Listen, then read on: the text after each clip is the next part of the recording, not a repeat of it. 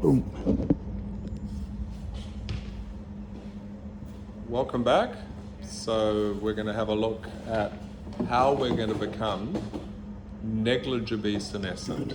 So with this topic, there's a bit of lingo, but you can definitely learn it. There's also a personality. So there's Aubrey de Grey.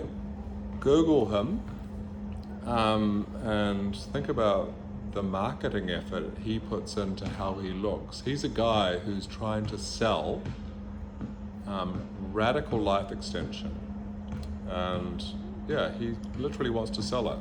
So he's promising an indefinite lifespan, a lifespan of 1,000 years on average for everyone, and he just needs $1 billion for it, which these days $1 billion sounds like a lot of money, but Elon Musk basically just spends that in his sleep. So he could easily do it. But that's what Aubrey de Grey says he needs to end aging. But I mean, 1,000 years sounds really radical. Like I was expecting like maybe 200. Yes. So we'll see why he thinks that he can give you 1,000 years on average. But we'll sort of define a couple of the terms now. And remember, this is a massive topic. So please be imaginative animals and be curiosity driven. And sort of in a way, if there's something you want to follow up on, even if it's not something we're not directly covering, please follow up on it. So what he's offering, Aubrey de Grey, is not immortality. So if you're immortal, you cannot die. A truly immortal being could go and jump in a volcano right now and survive. So a truly immortal being has zero chance of dying at any point over any time period in the future. What Aubrey de Grey is offering is negligible senescence. So he's going to end the thing that basically makes the case, since I'm older than Furkan, you'd look and say, well, how long is Nick going to live compared with Furkan? And you say, well, probably Furkan will live longer than Nick now. And you'd look at me and say, well, why? I mean, what's wrong with me? I'm okay, I walk, I eat healthy.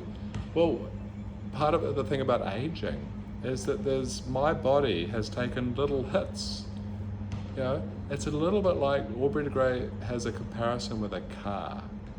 So you own a car and you drive the car, and even if you drive it safely and you don't drive it into anything, just driving it wears bits of it out. And that's how he understands aging. Aging is just basically us living, and stuff wears out. And the stuff that he's going to fix is at the level of the cell. So my cells are in a worse state generally than Furkan's, simply because Furkan's younger than me. And your cells, because many of you are, I think all of you are younger than me, are in a better state than mine. Your bodies have accumulated less age, less wear and tear. So his Aubrey de Grey's plan to end aging is a plan that he thinks he can do to fix all those causes of aging, all the wear and tear. And you might say, well, how much wear and tear would you have to fix? I mean, there's just a truckload of it. And there is a truckload. But again, sort of marketing speak, he thinks that when you look at the levels of individual cells, there's only basically 7 things, 7 bits of damage. He calls them 7 deadly things that all of us are acquiring right now since we're alive, but my body has incurred much more of it than Furkan's. So Is it referring to 7 deadly sins? kind of. Well, he's a good, because he's marketing. So in this age when, if you're asking for $1 billion, well, you're mainly pitching to rich people, and so you need to look at the marketing. He's a brilliant marketer, and if you look at him, he's trying very hard to look like Gandalf. So if you want a wizard to fix aging, Aubrey de Grey is trying to say, I'm your man. Now, if you look further or Google him, you'll find that he's a slightly problematic individual. But so aging is this, and he thinks he can actually, if you go down to the level of the cell, there's only basically, and things that happen between cells, he thinks there's basically 7 things that go wrong with us. And those 7 deadly things are each fixable if you have a lot of money to spend. So of the 7 deadly things, well, there's DNA in cells. There's each individual, when your cells basically over time, your cell lines senesce, and they basically just stop dividing. Young people's cells divide quite quickly, they're quite healthy, they replace. As you age, cells don't do as good a job at replacing and sort of refreshing themselves. So there's junk that accumulates between cells. There's this terrible thing you might have heard of, called cancer. And the thing about cancer, that's damage that occurs typically to the DNA in cells, that becomes, as our cell lines age, that becomes more likely. So his 7 deadly things, have a look at them up. I won't go through them here now.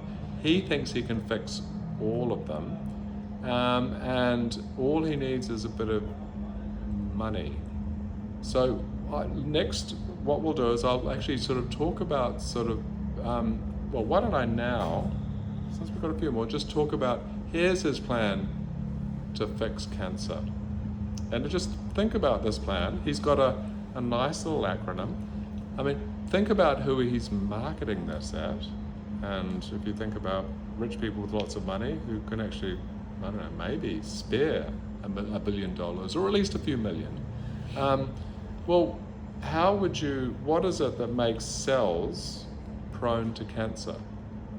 And he identified one particularly common cause of cancer, and it's basically to do with the telomerase gene.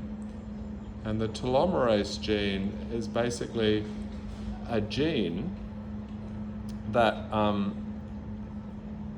controls cell division. And so the telomerase gene basically creates telomeres are bits at the end of chromosomes. You don't need to know this, but in a way he's telling a story, and you can imagine his pitches to rich people, that cells age because the telomeres that protect the chromosomes from being damaged get shorter over time. Now, you might say, why don't we just replace those things? Well, it turns out that if you replace those things, you also help something called cancer. So cancer is a disease that will kill you because the cell line just goes crazy and keeps on dividing. Maybe turns into a tumor and kills you. So he's going to radically genetically engineer your body to remove the telomerase gene, because cancers go in, they kill you by turning that back on. So what he's offering, it's called WILT. He's got a nice acronym for it, WILT, look it up, and that's what he's selling. So that's if you want a future in which cancer just becomes not less likely, but impossible, well, that's part of his fix for the 7 deadly things. So we'll have a look at this next talk.